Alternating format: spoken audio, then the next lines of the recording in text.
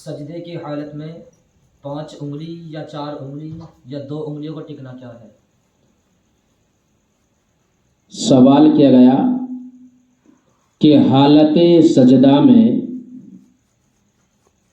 انگلی کو ٹیکنے کا حکم کیا ہے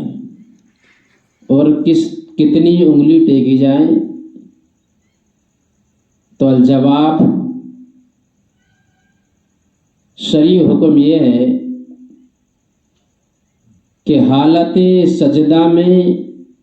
ایک انگلی کا یعنی انگوٹھے کا پیٹ کے برابر ٹکنا ہے، پیٹ کے ساتھ میں ٹکنا یہ فرض ہے، اور 3 انگلیوں کا پیٹ کے ساتھ میں ٹکنا لگنا زمین پر یہ واجب ہے، اور 5 انگلیوں کا یعنی پیر کی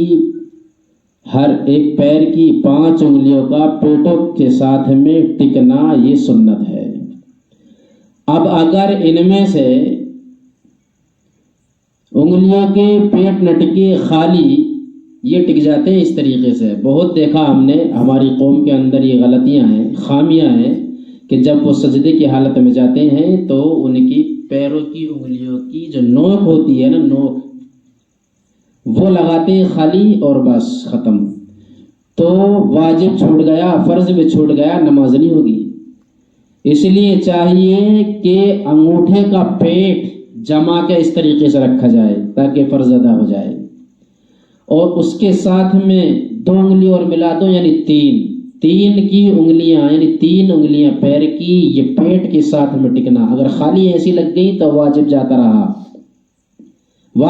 رہا، اور واجب کے جانے سے نماز واجب الادا ہوتی ہے،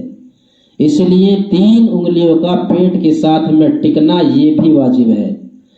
اور اس کے بعد 5 انگلیوں کا ٹکنا یہ سنت ہے۔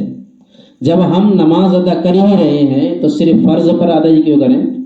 یا واجب ہی ادا کیوں کریں؟ وہ کام کریں کہ جس میں تینوں چیزوں پر عمل ہو جائے، سنت پر بھی عمل ہو جائے، واجب پر بھی عمل ہو جائے اور فرض پر بھی عمل ہو جائے۔ اور جب ہم 5 انگلیوں کو ٹیکیں گے تو فرض پر بھی عمل ہوگا، واجب پر بھی عمل ہوگا اور سنت پر بھی عمل ہوگا۔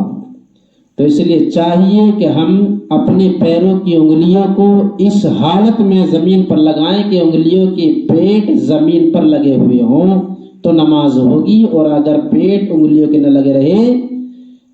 تو واجب الادا یا پھر سر نو دوبارہ پڑھنی پڑے گی۔